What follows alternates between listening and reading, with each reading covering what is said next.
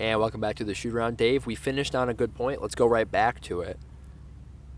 The way the schedule worked. It's pretty quirky schedule. It's pretty quirky, right? And we're used to quirky schedules with the NBA playoffs. But this one... Maybe the quirkiest. You might not be able to pop this bottle of champagne. No, because we saw 2 games last night, and those 2 teams are going to play right away. I mean, they only get 1 travel day. Right. On the other side... How long has it been since days. the Knicks and Pacers played? Does anyone know? Maybe it was last month. I'm not sure. I believe it was Tuesday. It was Tuesday, but they don't play till Saturday. Yeah, that is a long time to wait. First of all, there's no games today. I mean, how many days do you go through? Entire playoff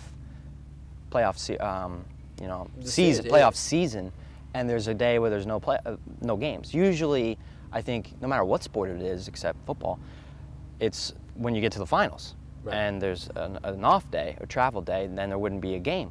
But during the second round, where there's 4 series going on and there's no game today, I think that's pretty strange. And I don't know why your guess is as good as mine as to why the Knicks and Pacers have 3 days off, along with the Thunder and Grizzlies, same amount of time off. And the Spurs, along with the other series in the East, Miami and Chicago, they get 1 day to travel. It doesn't make any sense. Doesn't really add up. But regardless, we're gonna be in Indiana for game 3 of the Knicks Pacers series. That's Saturday. And Dave, both games were very different, right? The Knicks hardly showed up on offense in game 1. Indiana takes care of it. Mm-hmm. Game 2. The Knicks finally get over the 90-point hump, have a pretty effective game, and they beat Indiana. So maybe unique to this series, unlike the other 3, is that they were Jekyll and Hyde games, right? Yeah. You'd say that about Chicago and Miami as well. But can the Knicks go into Indiana and score? I think that's a fair question at this point. And it's to be seen whether they can or not. I would love to see it. I don't know what Knicks team is going to show up. Right. It seems like they're Jekyll and Hyde, like you said. Yeah. And depending on who shows up, if they go to the isolation, get Carmelo the ball, let him bring it up and shoot, they're not going to score 90 points.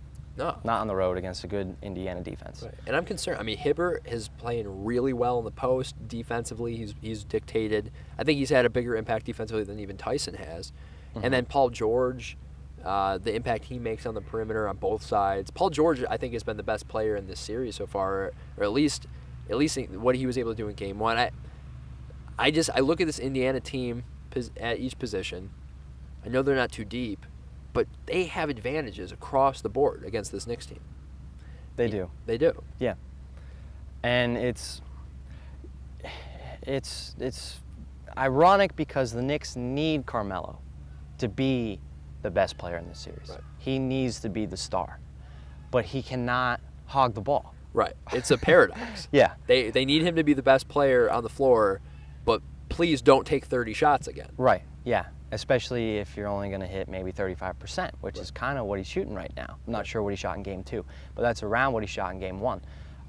So I don't know what to expect from the Knicks. I don't really know what their game plan is, other than I think they got to try and limit the turnovers, take care of the ball, spread it around, and I think we mentioned before, maybe get Jason Kidd a few more minutes because he's been a leader all season long.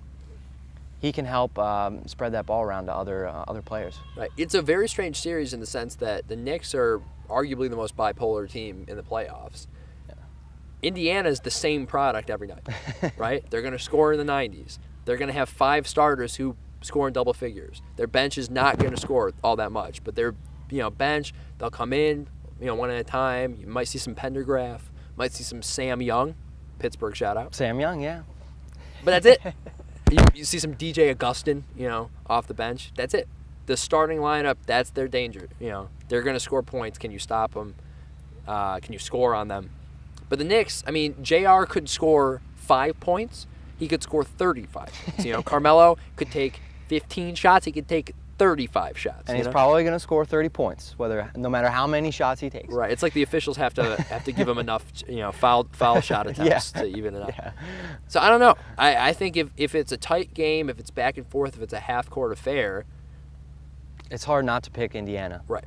It seems like that's their big advantage. If it gets up and down, if the Knicks can get some transition three-point looks, maybe they got a shot. I think Game 3 is going to be a lot harder for the Knicks than Game 4. I think it's going to overwhelm them. It's a lot different to play in MSG than it is going into Indy. Right. I'm not a betting man, but I don't know what the line is, but I imagine the Pacers are going to be pretty big favorites. And I think again, a home team going on the road for 3 and 4, they just want to split. They just want to split and go back home tied up 2-2. Can the Knicks win this series? Do you think? I think they can win it. Yeah. I think they can. They're, like you said, a bipolar team, but if all of a sudden it goes back to them playing like they did during the season when they were on that long winning streak, think about it. We've seen them. They've been bipolar the whole year, really. Right. And somehow have just managed to sit in that 2 seed the entire time because they weren't going to catch Miami, and no one was able to catch them. So I definitely think they can win this series. I think they can win this series. I think Carmelo's got to be the best player. Yeah. They got to get something from JR. They have to. But I think they can win.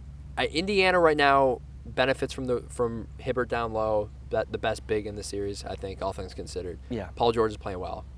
But this will be a fun one to see who can really take the edge here in Game 3 and Game 4. It's going to be very crucial.